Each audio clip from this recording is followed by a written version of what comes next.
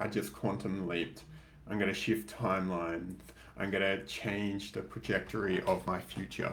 Like, you've all heard this. This is something that is talked about a lot in different spiritual circles about this idea of timeline jumping or quantum shifting or the quantum experience, whatever the variation of this you have heard.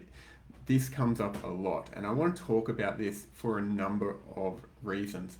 Firstly, is sometimes this can come from a disconnected place where we're trying to shift into a future because we're not enjoying where we are, and that means we're not actually going to be able to shift because we're not embodying that future self as now. And then I want to talk about how we can actually do this because it's something that can be really, really useful, and have awareness where maybe we are out of alignment, where you may not be showing up in the way that you want, and help guide you into a deeper embodiment of who you're here to be in this world.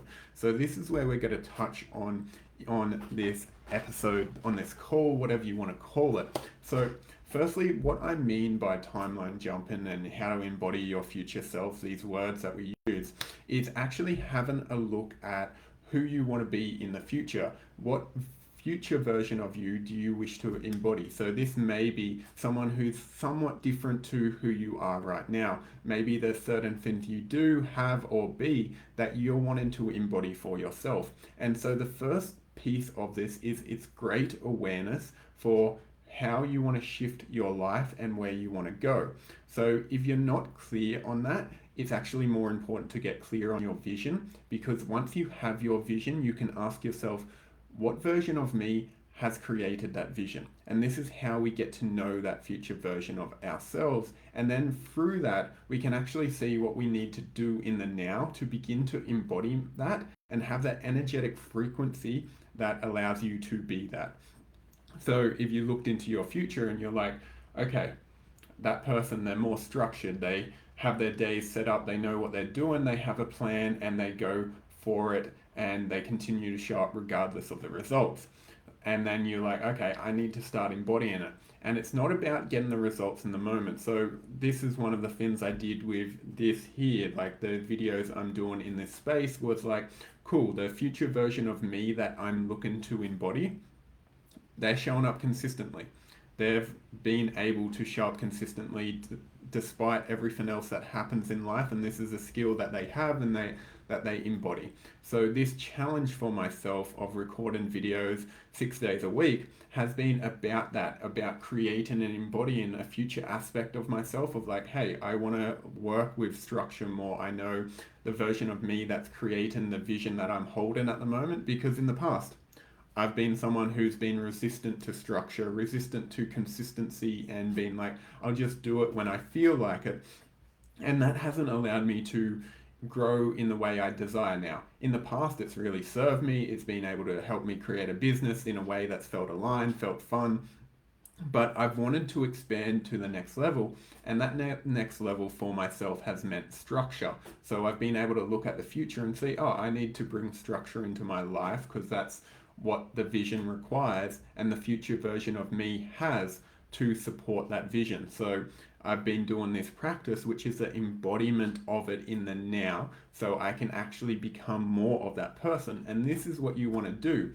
Say if you're someone who wanted a relationship in, you're like, okay, the future version of me has a relationship. What you can do is have a look at that, see how they're being, how they approach women, how they approach men, how they interact with people in relationship, and then bring that into the now. And you may not have the skills right now, and that's the point. You probably aren't embodied in the future version of you. It's the same if you're looking at a person who runs a successful business, and then you look where you are and it's like, oh, I don't have that right now. Well, you're actually identifying the gap between where you need to be and where you are. This is really powerful, and it's not a piece to shame yourself. It's a piece for you to see, oh, this is what I need to practice. This is what I can work on to help grow and support me in the future development of myself.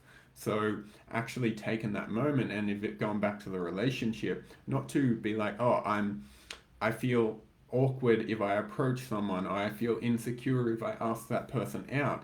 Well, That's great because they're the things you probably need to work on to embody that version of yourself that has the relationship and is embodied in the way that you like. So actually using that as an invitation for your initiation. This is a sentence I love. Use your invitation as an initiation. And the invitation is the problems or the experiences or the doubt or insecurities, the imposter syndrome. That's all an invitation for you to grow and step into who you need to be to support yourself at a deeper level and be that version of yourself. So when you begin to identify who that future version of yourself is and seeing the skills they have, seeing how they are, seeing how they are in life, you can then begin to shift into that. And this isn't a forcing yourself into of like, I need to force myself into this version of you, that future version. Because if you're doing that, there's an energetic holding where you're holding that future version of you and eventually you'll collapse back in. So you need to identify the internal shifts that have occurred. So what are the beliefs? What are the wounds they've healed? How do they operate from an internal perspective and how have they shifted from where you are now? If they feel confident in their abilities. If you're a coach, it's like, cool, the one who is successful, they believe in their abilities as a coach. If you don't currently believe in that, well, you need to do the work to shift that. And that's one of the strategies I work with in the Soul Method, how to take you through that process so you can shift through that and begin to experience that at a deeper level. So it's actually going within rather than being like, okay, now this person, they look confident and they look secure. So then you try and be confident.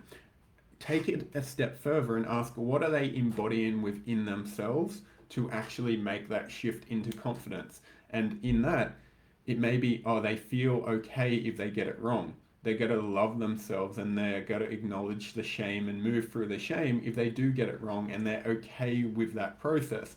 And so in that, they can assume and they can be confident because they know if they get it wrong, it's going to be okay, and they've let go of the judgments that maybe you have had in the past. So this is a way to begin to shift that from an internal perspective, which will create the external change. This is what we actually are wanting to do. So have a look at where you are now and where the future version of you is and what is different within them. And this needs to be in connection to the vision you have. If this is just like some future version that you don't even care about or isn't closer to your goals, and it's like, oh, they're just floating, it's not going to work. You need to make this future version in connection to the goals, into the version of you who has achieved what you've wanted to achieve, done the things that you've wanted to do. And from that place, it will allow you to embody that. Without it, it won't work. So take this step, enjoy, take care.